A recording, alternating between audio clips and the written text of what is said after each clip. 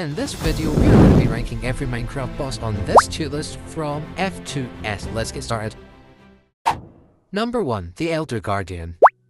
The Elder Guardian is found in ocean monuments. It has a blocky grey appearance. Now, I don't really like the Elder Guardian because it's so easy to kill and its drops are pretty bad. The only really good thing about it is how cool it looks with the laser attack. But even though I think the bad things outweigh the good things, especially since mining fatigue is a thing that's the worst effect in the game, and for that reason, it is getting a complete F tier.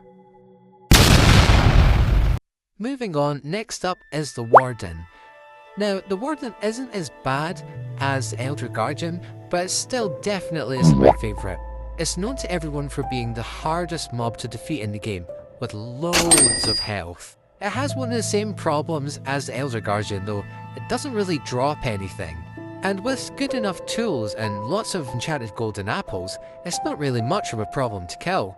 The Deep Dark is one of the coolest biomes in the game, and the premise of making noise to spawn the Warden is so cool. I don't know whoever came up with that, but you're really cool whoever did. Let's talk about the design. The Warden has definitely got one of the coolest designs in the game, and if you see some of the earlier designs of it, it looks like something out of a horror movie. It's so scary, and glad that they did improve it a bit so it's not as scary, since Minecraft is a game for everyone. The design of the Deep Dark is also very cool, with the whole dark theme, and the skulk, and loads of deep slate everywhere. It's just really cool. And for all these reasons, I have decided to put the Warden in B tier. Number 3. The Wither.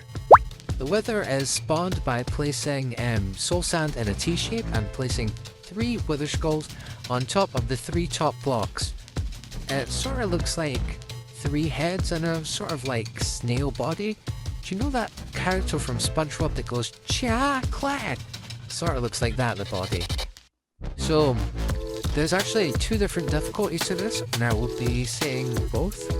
So there's the Java Wither, which is notably easier than the Bedrock Wither, but both are pretty hard.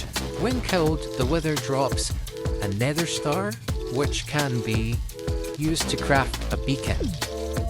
Now, if you get hit by one of the Wither skulls, it gives you the Wither effect, obviously. I'd say this is a pretty good mob, being actually one of the actual bosses in the game, since it has a boss health bar. So similar to the Ender Dragon, which we'll get to soon. Unlike the other 2, this boss is actually quite hard to kill. You would need quite good armor, quite good tools, and a lot of heals, and possibly also some strength potions. I think it's pretty cool that the Wither makes it so that both the Nether and the End have a boss. So, for all these reasons that I've stated, I'm gonna give the Wither an A tier. Now let's get to the one that we've all been waiting for, the Ender Dragon. The Ender Dragon is the main boss in the game. When you defeat it, you get loads of XP and you earn the achievement Free the End. And you also get the title screen credit thing with the Minecraft poem, which is pretty cool. Now, to be able to fight the Ender Dragon, you need to get Eyes of Ender and locate an end portal. And Eyes of Ender are crafted with an Ender Pearl and Blaze Powder, which is crafted from Blaze Rods. The Ender Portal has 12 slots, but normally a couple of them are filled. But when you fill up all the slots in the End Portal will open and you can jump in and visit the End. The End is the last dimension in the game. Now, let's get on to the good stuff, the things that I like and the things I don't like. First of all, the Ender Dragon is just a completely nostalgic boss. It's the original boss in the game, and when you beat it for the first time, it feels like nothing ever before. I think the idea that you have to get rid of all the crystals on the towers before the Ender Dragon can actually take damage is pretty cool.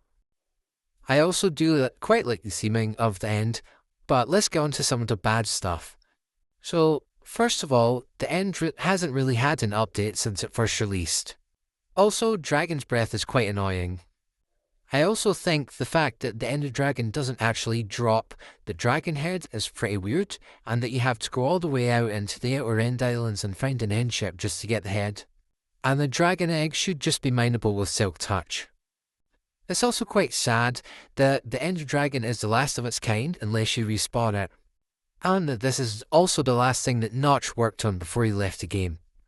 Also, in modern Minecraft, a lot of people just rush to beat the game instead of enjoying the early game, which is actually my favourite part, which makes me quite sad when people just rush to get Elytra. Because after Elytra, there's not really much skill involved in the game. But either way, the Ender Dragon is still definitely my favourite boss. And partly thanks to the nostalgia factor, the Ender Dragon is undoubtedly getting an S tier. And of course, we can't forget. Wait, what? This wasn't part of the script? Oh no. No, no, no.